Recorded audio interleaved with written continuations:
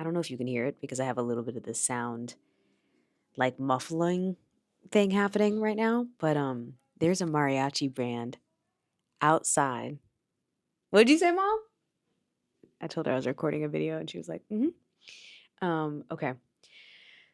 You know what it made me think of though is that culturally there's a lot that's changing in the world and we're becoming very homogenized.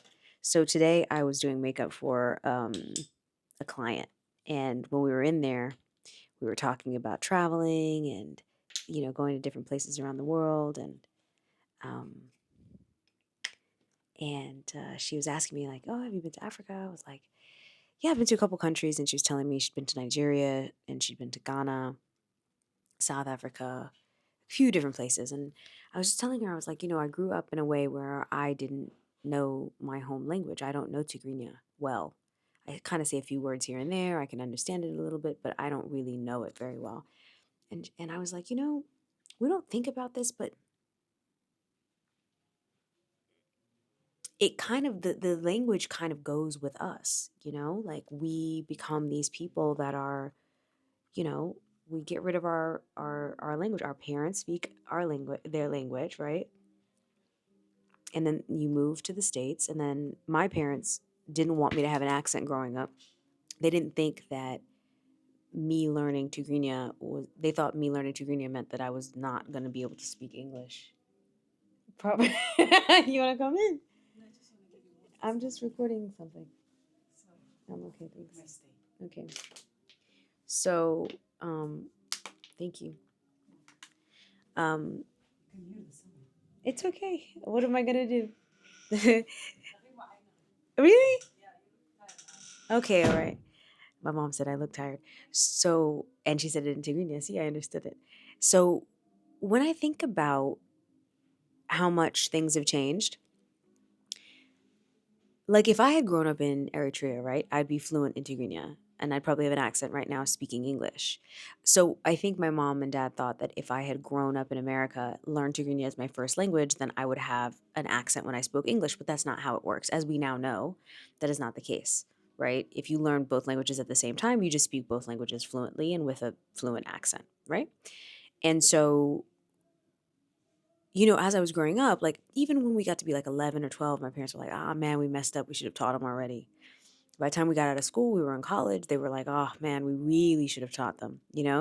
And now I'm at the point where if I were to learn Tigrinya, it would have to be a concerted effort on my part. I would have to sit and take classes. I would have to go and study. I would really have to do it. And truthfully, there's so much that I want to do that requires the language English. I want to actually become a better speaker in English, that it feels like doing that isn't necessarily of the highest priority. Is it a want? Yes. Is it a need? No. And is it a desire? Yes. But is it not necessarily prioritized? Also, yes. Right. So it's sad though if you think about it, right? Because like our language is going with our parents and with our grandparents and with our ancestors, because we're not taking the time to sit and listen and learn it at a high level, because we say, well, I don't really need that in everyday life. I don't need that to work. I don't need that to go to the grocery store. I don't need that to make friends.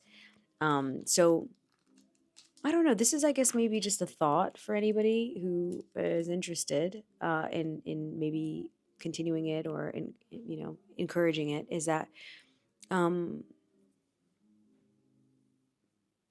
maybe you're thinking about it like me. Like if I have kids one day, um, I would love to teach them another language from birth. I would love to have them know a language from birth, and I have a feeling that probably will be the language French. Um, Hopefully, I will learn Tigrinya in this lifetime and I can pass Tigrinya on to them as well. That's a really tough ask because I don't know it now. Um, but I don't want it to go with me. I want it to be something that goes on past me. Um, but who's to say, right? Like I don't know what the future holds for me, and if I will have kids, if I won't have kids, I don't know. I don't know any of that. So, you know, also I feel like the older I get, the more I say things like God willing, God willing, this will happen. God willing, that will happen. You don't know, you know? And so, but I will say, if I can just speak about like me and my life right now, I do wish that I spoke tigrinya fluently. I think it would have improved the quality of my life and especially improved the connection that I had.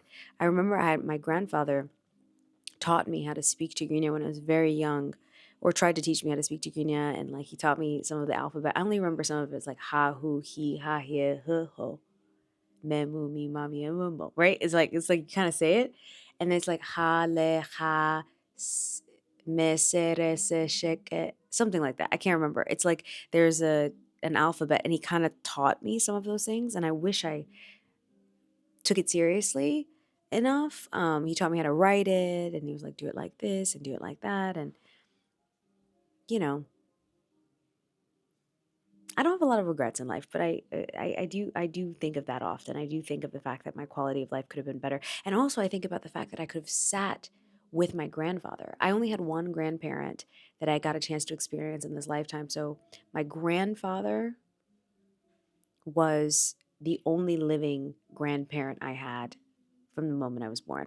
My mom's mom, my grandmother, my grandfather's mother, or grandfather's wife, my mom's mom, was alive like right. She passed right before I was born, so I didn't get a chance to meet her.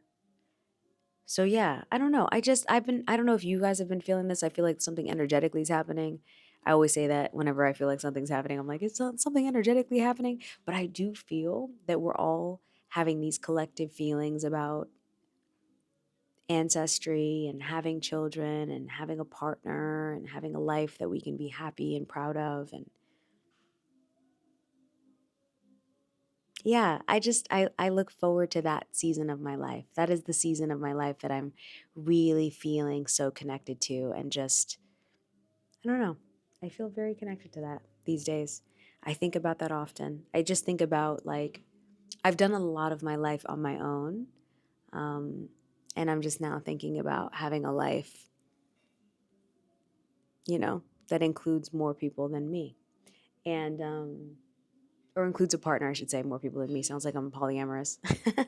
Okay, but more than that, I am just my mom is visiting this week, as you guys know. I mentioned it earlier, and I'm really enjoying her in a way that I don't know how to put it in words. Like I'm just enjoying her as a woman, not just my mom, but being also a woman, and I'm just grateful.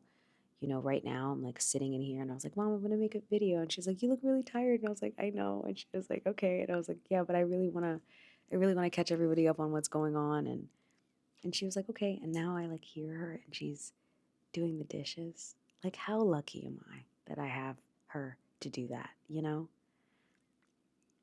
How lucky am I that I get to sit with my mom? The other day we were walking and we were holding hands with each other. And I was just like, I'm blessed. I'm grateful.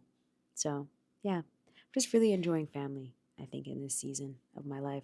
Really understanding, I think the biggest realization I've had within the past couple weeks is that, you know, we don't get to control how our experiences are with other people. And it's okay. The imperfection of human experiences is not only okay, it's more than okay. It's exciting, you know? So, yeah. Anyways, I look forward to